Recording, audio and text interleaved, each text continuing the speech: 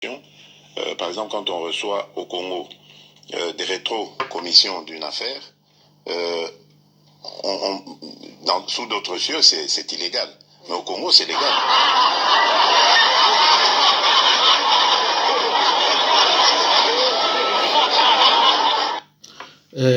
Bandeko, eloko natie, c'est vrai que balou balinga yango te, nga linga yango mingi po eza rappel munene, hein? Voilà, eza rappel munene.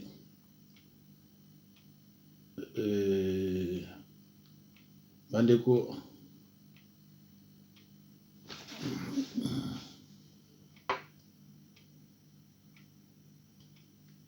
bandeko na ngai wana ne mwanda Ntsemi agressé et hospitalisé na clinique Ngaliema. Ba agressé ye na ba voyou ya Chilombo na Kabila.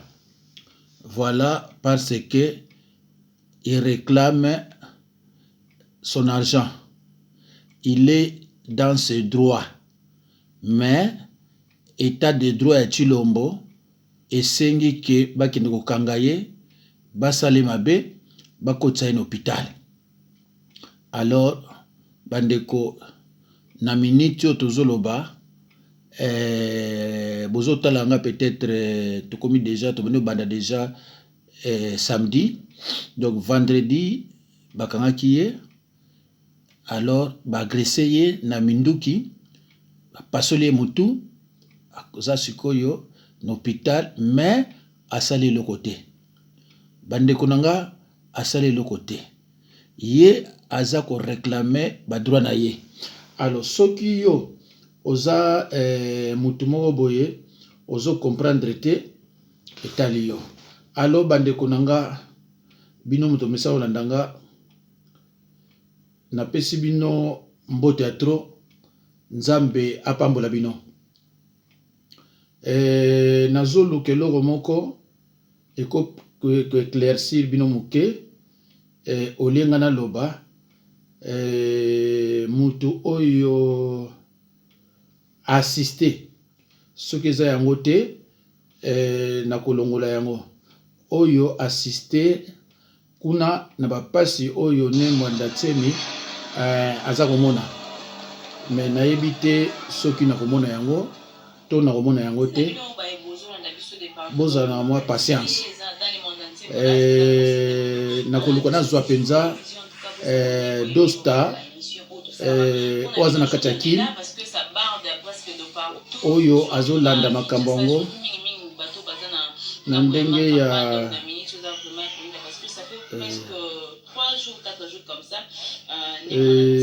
ezosimba te. Voilà.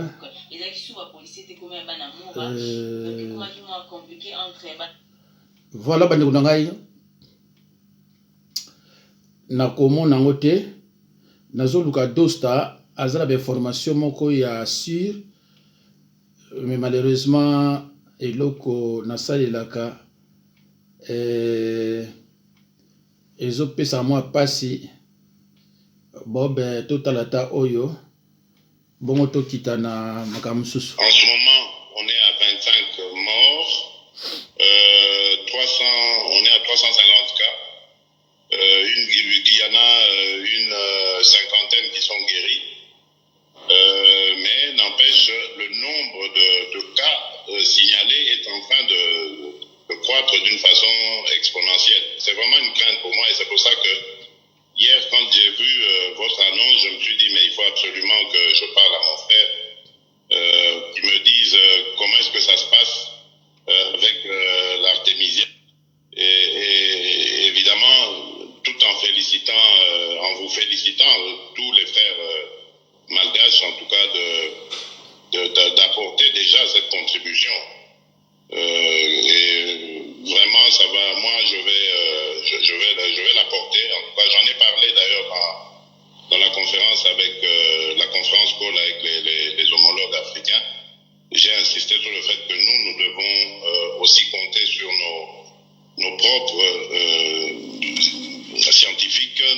propres produits, parce que je ne crois pas que nous pourrions faire face à une ampleur considérable de cette pandémie si jamais elle atteignait ce niveau-là. Donc il faut, dès maintenant, avec les moyens que nous avons...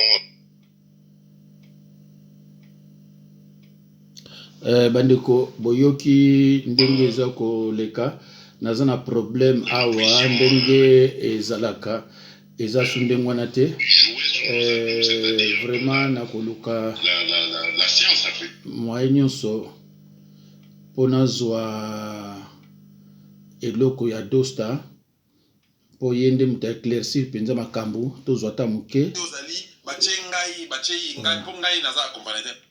voilà na banzi na retrouver ye po boyoka ta ndambo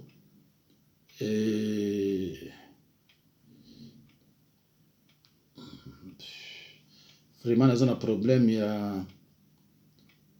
ya telefone oyo nasalelaka namoni vraiment ke à 14h13 minutes nabi bien 14h13 minutes police a encerclé quartier wana nyonso azwi station ma campagne au contournant au boye nzela o ememi au côté ya direction ya place commerciale direction ememi na place commerciale oye aux 80 jours au contournant au commis côté à CNS côté à CNS aux kende net aux kende haute tension côté baboma Daniel Boteti police encerclé yango na bit nini balobi ke baye kokanga ne mwana nsemi d'accord tango badepta ne mwana nsemi ba prendre yango bakoti réunion na mokonzi na bango babimi libanda nasi bomoni ba video na posté babimi libanda bazotala na police bien armée jusqu'aux dents. Je vous dis, la police bien armée jusqu'aux dents.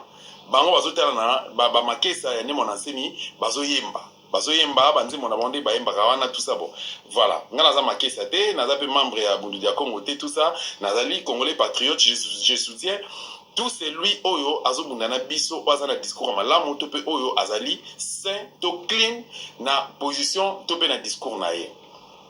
Qu'est-ce qui s'est passé ou qu'est-ce qui se passe concrètement? Dossier ni mon ancien ministre expliqué comment le cas qui n'a pas interview et Belenaye et à lobby secrétaire général et à parti naé maître Philippe Kibango a méga puis corrélaté qu'on expliqué et qu'on ça la mise au pot par rapport à dossier on a. Maintenant on s'en a moqué sima. République démocratique du Congo ils ont habité un problème à occupation. Tosenga qui n'a pas politicien nyonso.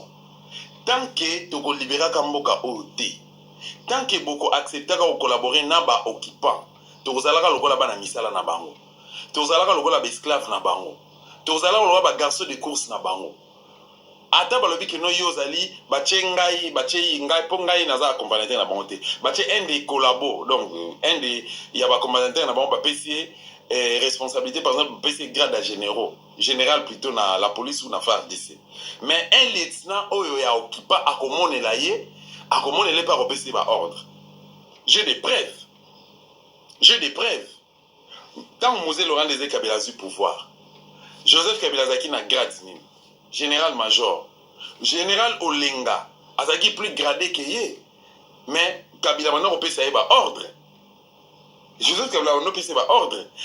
Général Yav Nawej, Azaki congolais, général qui au notre côté Olenga za ex-phase, mais comment s'incliner qui peut assimiler qui Azaki manipulé et pas un Rwandais.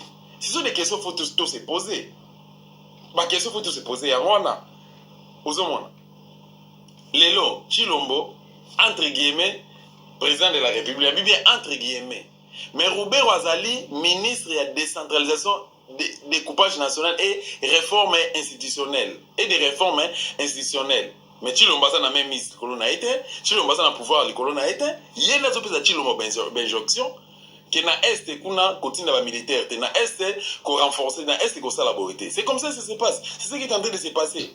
Alors Joseph Kabila Lelo va bengue soi-disant sénateur à vie selon la constitution. Mais sur le terrain, qu'est-ce qui se passe? C'est le contraire. C'est le contraire, mes chers frères et sœurs congolais. C'est le contraire. Un jour avant l'arrestation Vital Kamerhe, théâtre na Bazo Sala. 4 heures du temps, Azaki na Gelem, na laisse Joseph Kabila, Kanambe.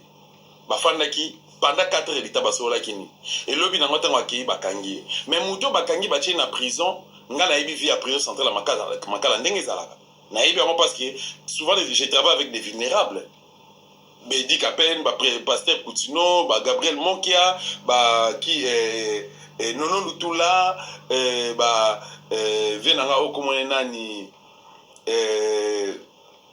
qui colonel Moukalai, Daniel Moukalai, donc assassin à Floribert Chebea, et donc na travail na policier belé capitaine Nitouli azaki ex-phase azaka chargé à sécurité à général et Loukitan azaki chef d'état-major général na ba dernière minute ya maréchal s'il vous plaît mes chers frères et sœurs toyebi réalité ya mboka na biso ndenge eza soko tina président makala stress o eza kuna si réellement ezaki vraie arrestation caméra ngasa la ba nuit blanche même pendant une semaine mais na 21h caméra lala pongi ya ba bébé un profond sommeil pour nani esprit na ezali éveillé Kamer Azali fort en esprit Kamer était là t'es en train d'observer et puis il est là il est fort et puis il est trop sûr de lui par rapport au dossier par rapport à manière où baboutika qui m'a bon et puis il est en contact permanent avec Félix nazo lo bayango fallait qu'il court de cassation de Ikangaye ceux qui courent d'appel à répondre à un rendez-vous cours d'appel fallait après audition naie ceux qui auditionné yé c'est une vraie arrestation. Fallait qu'il cour d'appel a transféré la cour de cassation. Bandeko, Nabanzi, Boyoki nani journaliste au patriote. Naluki Oyo Atindelinga Lelo. Malheureusement, vraiment, nazozo yangote. Et na comprendre tende nazozo yangote. Alpo subitement téléphone. On a ça là et au pesa mon boulot na derrière mes temps mon boulot mo vraiment au saganate to continuer koloba mais tout à la source comme il loko yo bongo loko le pesa mon boulot na déposer en auto mais ko solanga na bino botano loko vers vous encore une fois je continue toujours à chercher à creuser à chercher pour comprendre ce personnage Mouna Akeri avocat camerounais que Félix Tshilombo a été cherché pour travailler à ses côtés et l'aider à mettre fin à la corruption au Congo, comme si au Congo nous n'avons pas des têtes calées, des têtes bien classifiées et des gens capables de mettre fin à cette corruption au Congo. Voilà donc ce président signataire des accords avec n'importe qui veut nous démontrer que chez nous au Congo, il n'y a pas de tête. Donc il faut aller chercher les services de ce Camerounais, avocat, pour l'aider à mettre fin à la corruption. Et ce qui étonne, c'est que la plupart des Congolais disent « Ah, vous êtes des jaloux. Vous ne voulez pas qu'on puisse trouver des gens compétents et que Félix est libre de faire ce qu'il veut. » Eh bien moi je répondrai qu'il n'est pas libre. Il n'est pas libre de faire ce qu'il veut. Il doit se soumettre aux jonctions du peuple congolais. Et nous, voyez-vous, chers amis, nous sommes le peuple. Nous sommes le peuple congolais. C'est nous qui décidons qui va nous gouverner, qui va nous diriger. C'est nous qui décidons qui sera notre juge, qui sera à la place, l'homme qu'il faut à la place qu'il faut. Voilà, donc, sur cette photo, je vous le présente, cet avocat, il est là. Il est là, Mouna Akeri, condamné dans son pays d'origine, le Cameroun, pour usage faux et usage de faux, et c'est lui qui va commencer à travailler au Congo. Mais certains disent non, parce que c'est le tribunal d'un dictateur, Paul Biya, qui l'a condamné. C'est bien, vous préférez comprendre le tribunal du dictateur Paul Biya, mais vous ne préférez pas comprendre cet homme qui est ici. Et je me demande comment vous pouvez qualifier cet homme. Paul Biya a condamné l'autre. Il a condamné. Vous avez dit il est dictateur, il a été condamné par le tribunal d'un dictateur. Et vous les Congolais vous acclamez. Et celui-ci, qui il est? Cependant, c'est l'ami direct de cet homme, avocat, Mouna Akeri, et qui est également là, dans la photo, avec Tshilombo. Voilà, il est là. Et le pire, il est encore avec ce monsieur ici, que vous connaissez, monsieur Katumbi, l'un des plus gros escrocs que le Congo a déjà connu. il est là. Katumbi, il est là. Et il est ami avec ce monsieur et ami avec Tshilombo. Donc, au Congo, si nous n'ouvrons pas les yeux, ils vont nous réduire à néant. Tous ces traîtres, tous ces gens-là. Donc, le peuple congolais doit prendre sa destinée en charge. Voilà, bandeko, na sukiwana, na continue na moté. Donc, c'est nous le peuple qui allons décider de qui va nous diriger. Kotala eloko nini tokokola kisa pour na peuple ayeba tomoni ndenge ba piller Timona yekeno mbuta ebayaya tubala gina bango zana bangwa ta songa mboyo wakana bango on continue à observer un message zana bango bon tokitisa biloko yo ndeko nani Tshilombo bientôt sera destitué. Tshilombo bientôt il va pas gouverner. Namoni lo mo balobi nanga yawa que l'état de droit c'est aussi destituer le président qui viole la constitution. C'est ça l'état de droit au bazo répondre kuna. Alors la plupart d'actuels ministres et gouverneurs ne savent même pas pourquoi ils sont là. Pourquoi ils ont été nommés. Parce que Bastara la Bamote, Baïbilo Mokote. Et la population du Kasaï oriental demande la démission de leur gouverneur. Et ça m'a rendu compte. Donc, Mboka Mobimba et Loko Malamoyate. Bon, pour ndeko ne mwanda ntsemi. Ndeko ne mwanda ntsemi, Banda Bima, Azo Salaba réclamation. Ça fait partie de ses droits. Tant Baïra Okangaye, sa maison a été pillée. Azalaki na 3 jeeps. 3 jeeps ango, Kanyama, Azo yango. Pai ba jeep wana kenda, yebanite.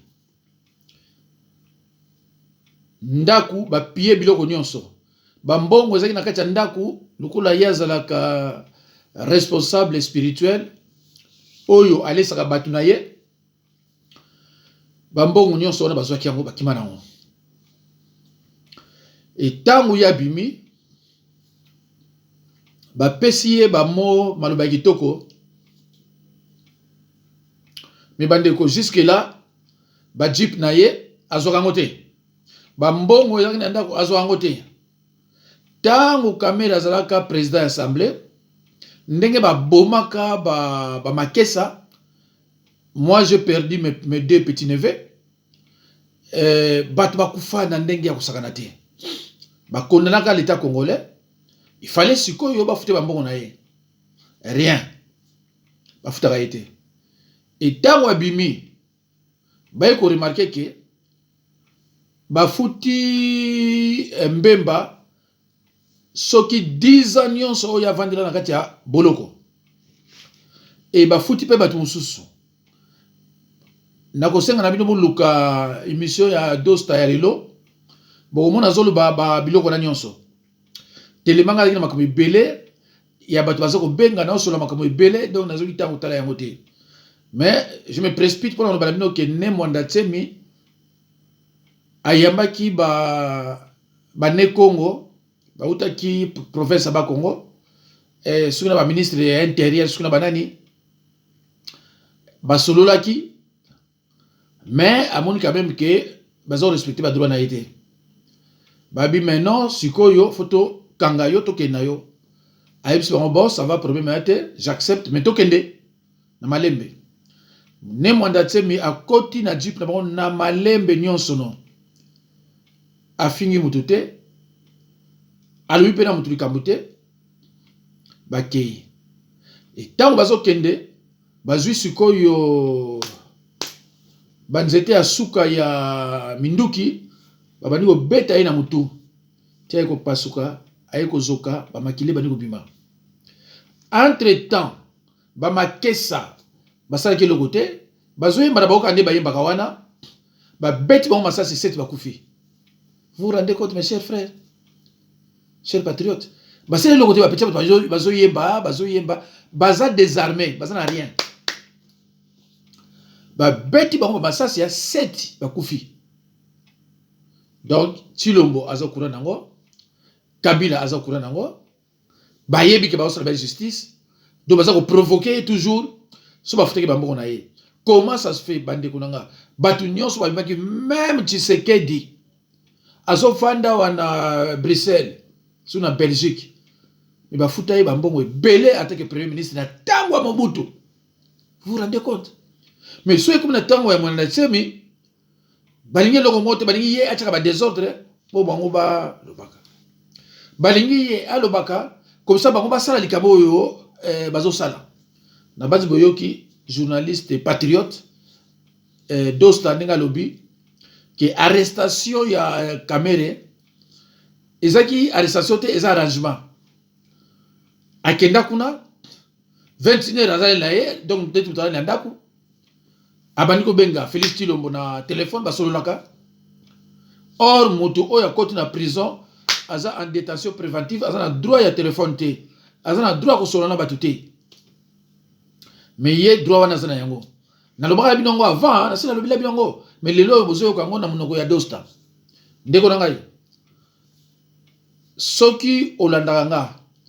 Soki oyoka ko nga na lobaka. Soki na lobi zwa nini vidéo wana tia numéro nango. Bomba o de côté. Okomona ekozala ndenge o nga na lobi na yo. Na bina bino bandeko na ngai. Bientôt Tshilombo sera destitué. Tshilombo akoyeba o ekoyela ye. Bandeko, somoni politicien. Aleki azoloba, politicien congolais, n'importe. Soki omoni aleki azoloba kwa mboka. Kolexano temps kotala yete. Kolexana au temps ko commentaire te parce que pour mboka asaka rien. Ndeko ebele boy bingate. Vraiment ebele boy bingate. Kabila avanda pena na kimia. Donc ba police o bazana banda na o bazana kati pona Kabila basala ka rien. O nyonso boyo ko wana za lukuta. Soki bokoti na sema ipa biso kotaka. Au monde on a comme on a besoin d'en exacté. Ezamawa. Donc de koso ngo yoka ngai. Soko yoki o politicien leki. Azako le bapona mboka. Ce n'est pas la peine ya kolanda ye. O beb satana yo ya kotanga Bible. To ya kotanga ba revino musuzo na yango. Et surtout on les sapé comment tana yo na kocha commentaire wana pona politicien wana ukoleka. Et le côté. Tous en politicien. Na ebisi no que ce qui biso ba mususo to sa makasité Kabila reprendre le pouvoir na ye pe ko fa na kimia et le kozate. Po makamususu bandeko ezama kama lo baté. Makamususu ko ezama kama lo baté. Donc ndenge botoza wana Tshilombo un incompétent. Batu o bafutaki bambemba bana le reste c'était pas Tshilombo mutafuta bon, c'est pas Tshilombo mutafuta bon. Kabila sikoyo na tour ya Tshilombo po afuta ne modatsemi azozela ordre ya nani ya assemblerait entre guillemets un sénateur. Vous comprenez? Azos de la ordre, il y a sénateur. Sénateur en vie. Hein? Et le bâtiment n'a pas papier que c'est un sénateur à vie. Mais physiquement, c'est lui le président de la République. N'a pas dit dernièrement, pour mon avis, il va faire des Tshilombo, bazo solarit ba ami.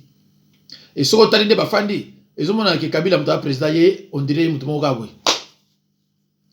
ndeko na ngai foza la muluba o accepter biloko ndenge wana ndeko na bosa ko yebisa bino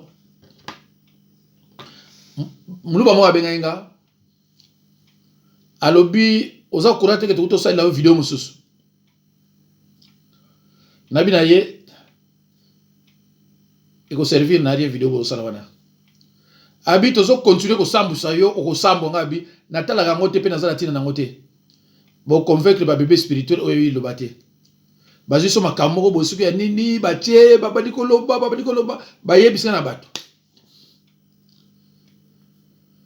ndeko moko ya katange abenginga ye atalaki video yango asepelite asiliki atini ngelo moko eza awa abi balancer yango contre Baluba et tant na yoki yango na yebisete ngaza musala nzambe na ko balancer le kaboité o ezo finga bato soki ba insecte soki ba bilulu tout ça na bi ngai na finga raté na ko tshelo kaboité mais ça wana na ko tout de suite na ko tsango na bina ko tchaté parce que eza ba insulte ngana finga raté c'est vrai que Baluba bazarete bato batanga mais ba comprendre en français té tango Tshilombo alobaki kaza partenaire et ça que Baluba comprendre en français té ba bina ba français té Baluba ba français pam ba comprendre ba ngote tango na so ba traître pona bango bazolo ba kesa ko finga traître za ko finga té eza ndenge yo zali Tshilombo aza traître bango ba bité aza traître té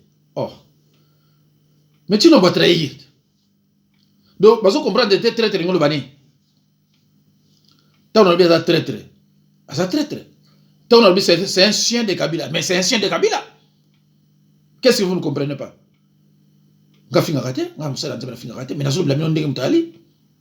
les lois, ils payent en otage. Le ministre, le gouverneur, ils ont nommé pourquoi? Ils ont nommé pourquoi? Parce que les femmes ont ce qui est ok, la présidence, il y a Tshilombo. On a banani ba conseiller basala na bango te okuta ba conseiller basala na bango te bafani na bango yango na Kabila lobaki moi futa bango zate parce que ye akofuta bato yo basa ko travailler mais bato bazo travailler te afuta bango pour ani afuta bango pourquoi donc c'est pas la peine do bande ko ngai vraiment ils a passé ya komona makamo ezole kana mboka et vraiment c'est triste son abino c'est triste vraiment c'est triste kozwa mukolo ndengwana azana ndako azana mwasi asale le côté andimi amatabo ke naye pa bolingi mbala moko bando betaye jusqu'à vous panzaye. Alors vraiment ezamawa namboka ya modèle wana bozotala biloko Kabila zokotisa na mboka mutala.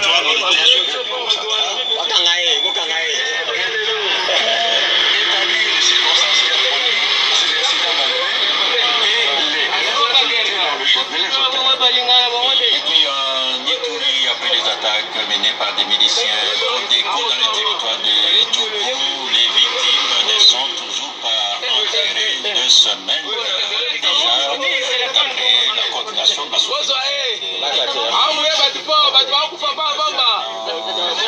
de décomposition. Bandeko bomoni nini oyekepa ya Nemonda Tsemi cortège mo osakanate comme si combat to guerre ezakuna alors que eloko moko ezakunate alors bandeko nanga vraiment eza pasi o babengi pasi naza bilo musuna nga ola sabino awa mais ezomona na susute moyen na continuer ngo pesate bandeko pona kosukisa voilà encore Nemonda Tsemi yeyo batu oyo bayibaki 15 millions bandeko Tshilombo Muluba azo préféré apesa ngo na kamere ke ba dédommager ne mwanda tsemi bandeko eza mawa na bino eza mawa. Donc 15 millions au bayiba 15 millions au bayiba ba préféré ba pesa kamere ke ba pesa ne mwanda tsemi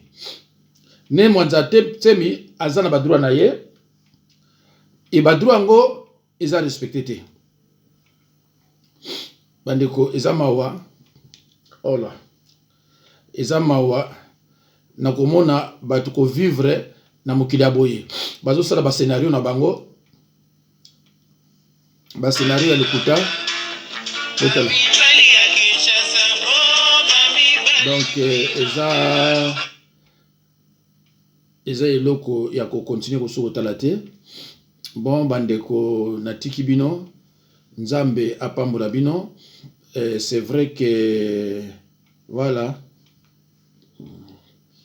Vous savez, il y a une forme de corruption. Par exemple, quand on reçoit au Congo des rétro-commissions d'une affaire, sous d'autres cieux, c'est illégal. Mais au Congo, c'est légal.